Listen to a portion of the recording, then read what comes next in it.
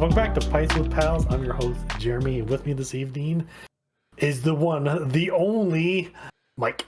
Yep, Say, Mike. there are no other mics. How's it going? Yep. We offed them all off last week. We had the mic nose, kind of like Thanos with the snap. Yeah. All the mics are gone except for you. Today we are drinking a Highland Brewing, the Pilsner. They are located out of Asheville, North Carolina. If those who don't know, that Asheville, North Carolina got hit by the hurricane, a couple months ago. Did a lot of damage to the city, and they lost actually a lot of breweries. They got washed away or shut down, damaged. Yeah, it was quite the brewery so. alley. Yeah, There was quite a few that were out of that area. Yeah, there's still quite a few that still are kind of just shut down. So I think they're just waiting to see kind of what happens. But yeah, this is definitely a golden, crispy boy. That is a clear, a clear beer. Good. It's got like a little bit of an apple, like almost Yep, I agree. Yeah, like a cider smell to it. Yeah, this was canned March of last year, so not quite a year old, but I think it's still good within date. They said they use all German hops, so. So it on the can it says crisp and dry with an herbal floral aromas with all German hops. Mm-hmm. Yeah, this is very tasty. It's 5.5 ABV. That's what I was looking for. Yep. Yeah, the IBU's a 33. Yeah,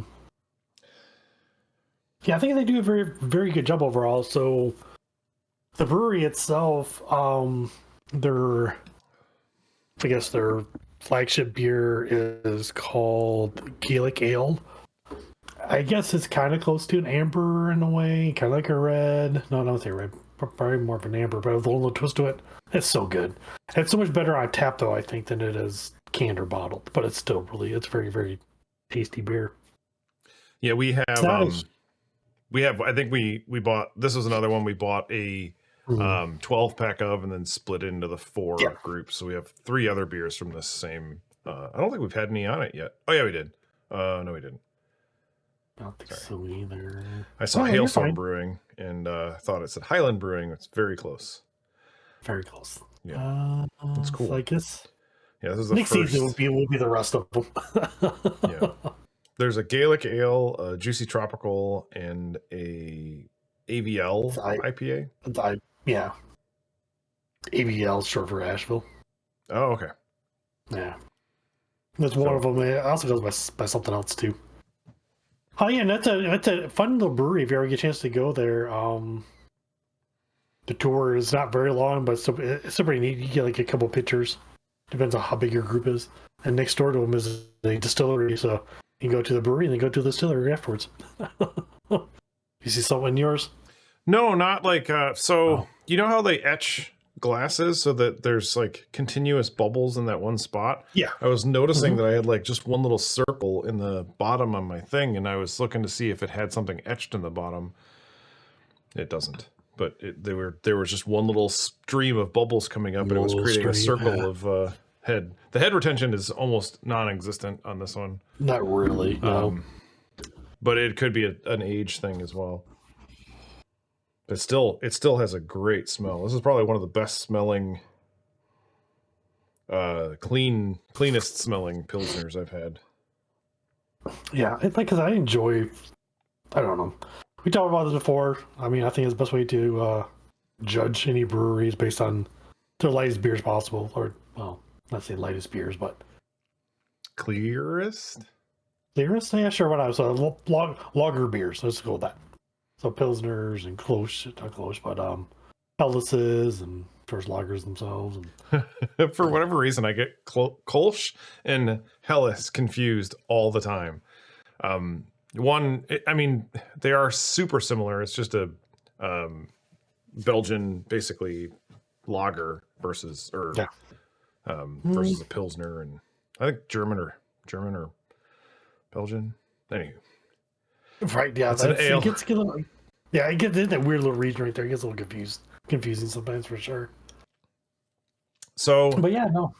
what do you think as a rating off the cuff? I mean, I've already had half of mine, so Holy crap!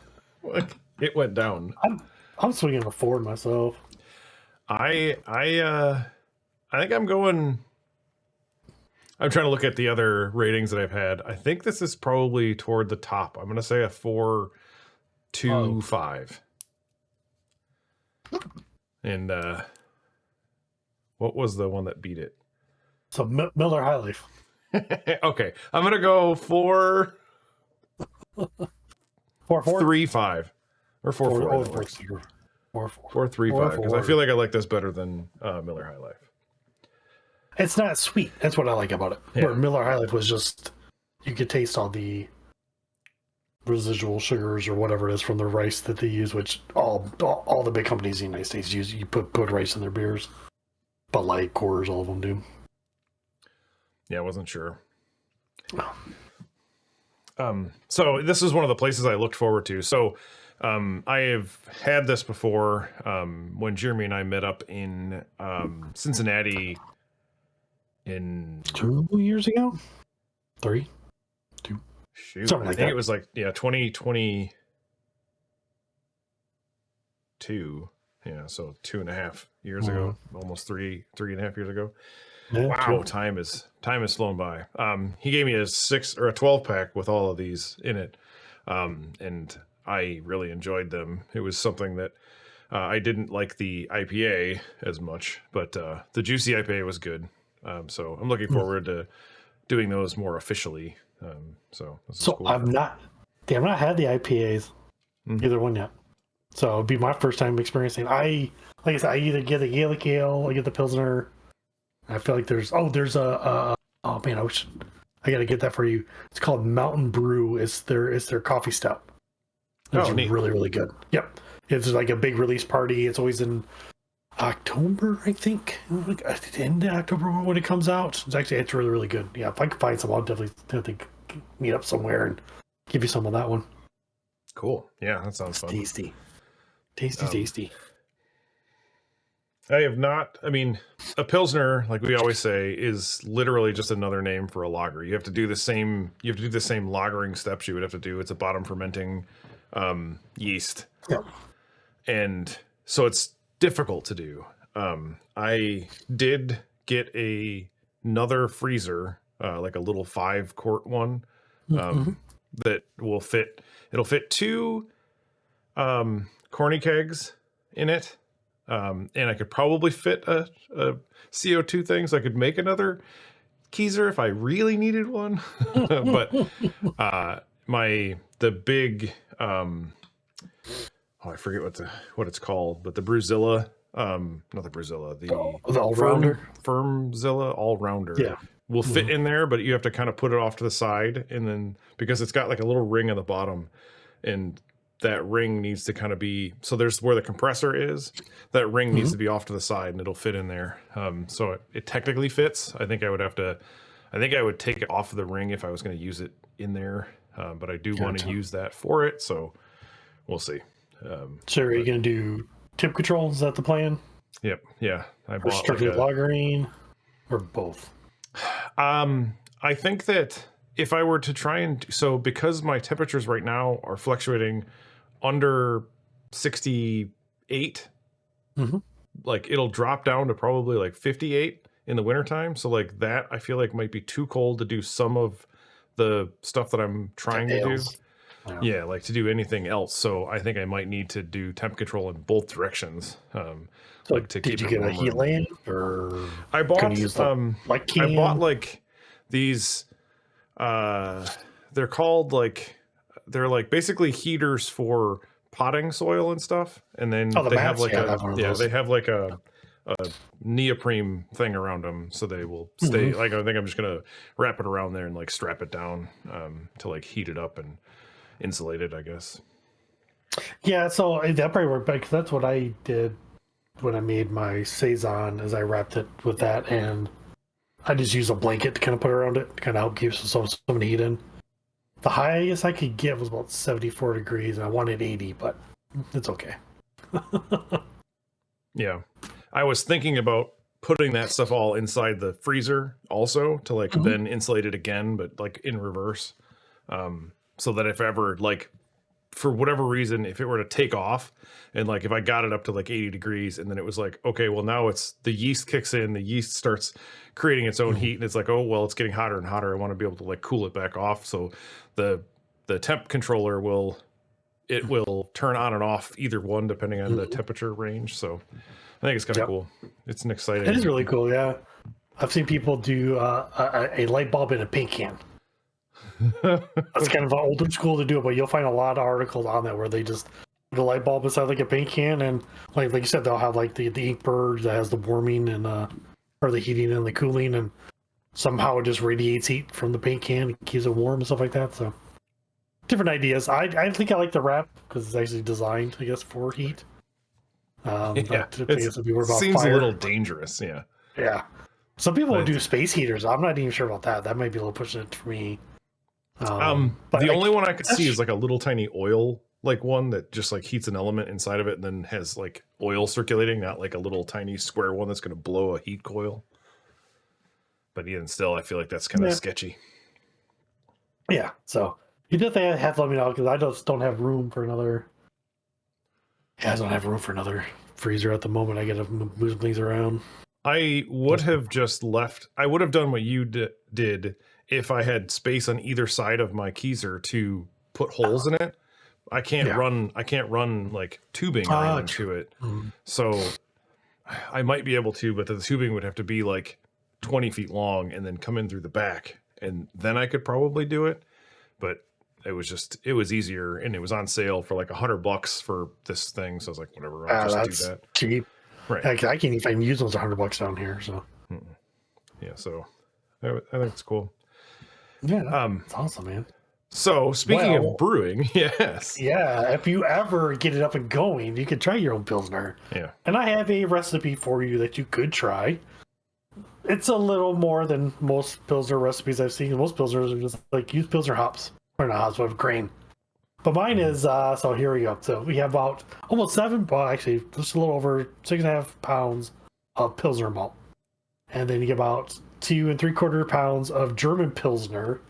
And then we're going to use a little bit of, I don't know, like 7 ounces of dextro malt, which I think is supposed to give a little bit of like CAD retention. What's up with that?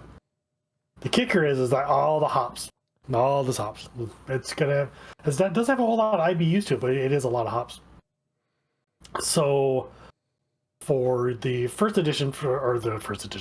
first 60 minutes, you're going to put in about 1.5 ounces of Hersbrucker. There you go, I said it right. I didn't think I was going to.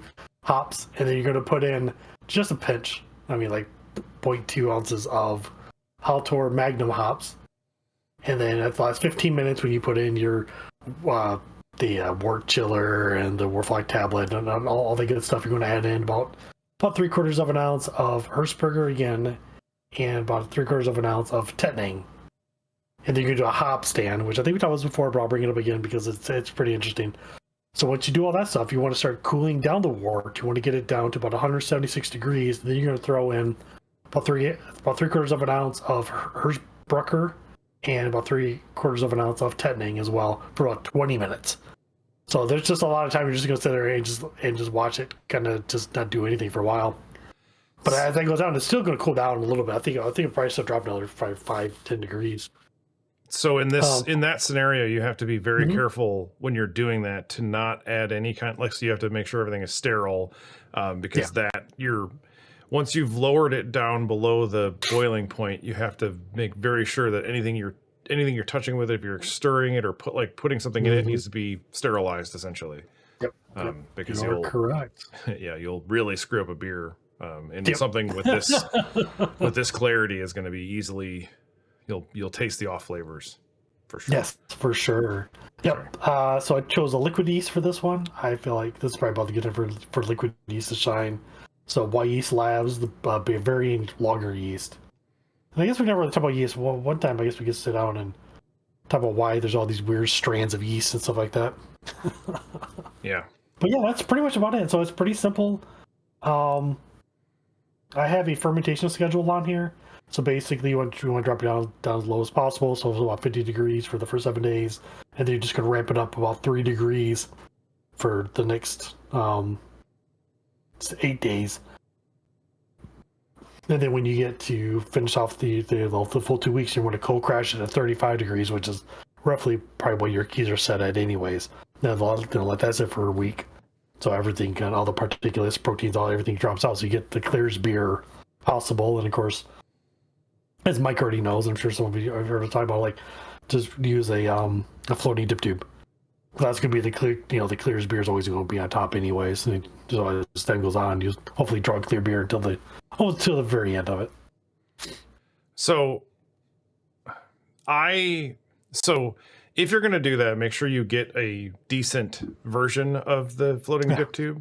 The ones that I had started sucking because they were floating too high. So they started pulling like CO2 from the top. So it would just super foam my beer.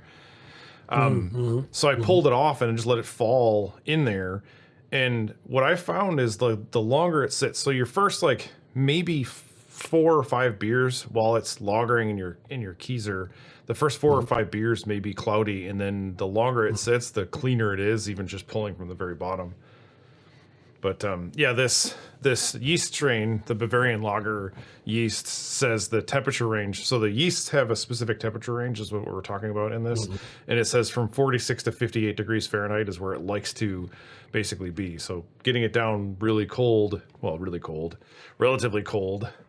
compared to ambient temperatures is important, because at ambient temperature, like even if your basement is like 60 something degrees, this yeast is not going to like that. And it's going to produce off flavors and what are those things that I try and suppress? Well, there's phenols and esters and all that kind of stuff, but esters is the biggest one for lagering. Yeah. So I'm a big fan of the Float It 2.0. I think Mike has a couple of those as well too. Not a sponsor by any means, but Trong, if you're listening, good job, buddy. That guy's awesome. So I've 3 of his products. Maybe one day we talk about those as well too. Right now, currently, as of today's date of 1/13/2025, granted I know this comes out later on, but they're 14% off on Amazon. Just gonna throw that out there. Yeah, but I have two of them. That. Yeah, I need to give me a couple more. I need more posing. I gotta reach out to him, ask him what kind of a tubing he uses, the diameter and stuff like that. Yeah, because it's really thin. So that's the other thing too, is his tubing is thinner walled, so it bends better. So like the stuff you're going to get from Amazon for like $13, opposed to like $24 or something they're on regular. But the 32. Hosing, they're what? 32, not on sale. Oh, okay. The hosing has a hard time like bending back to the top, so I think it was like getting stuck in like the side. So then when the level of the water would drop, it wouldn't like actually release, so it was just kind of getting stuck up in the top. So that was my experience. I just ripped them all off and don't use them anymore. Well, it can make sense. I mean, I guess the plastic got hard, right? So it gets stiffened up a little bit, so it's not as flexible. My thing is, like, I don't think it's changed the flavor of my beers. They're just discolored, so they're not like a nice opaque color. They're beer color, but it's like brownish. No matter how much I try to clean them. The hoses are, you mean? Yes, they're discolored. They are discolored from your beer. Gotcha. I thought you said they discolored your beer, and I was like, oh shit, that's no. No, the hoses did that. But if anybody knows them, wants to reach out to them, have them contact us, it'd be great. Definitely would love to talk to them. Yeah, and then we'll put a link in the description once that happens. Yeah. So if you see a link in the description, it's an affiliate. It's nothing. It's not affiliate link. Yeah, not yet. Maybe one day.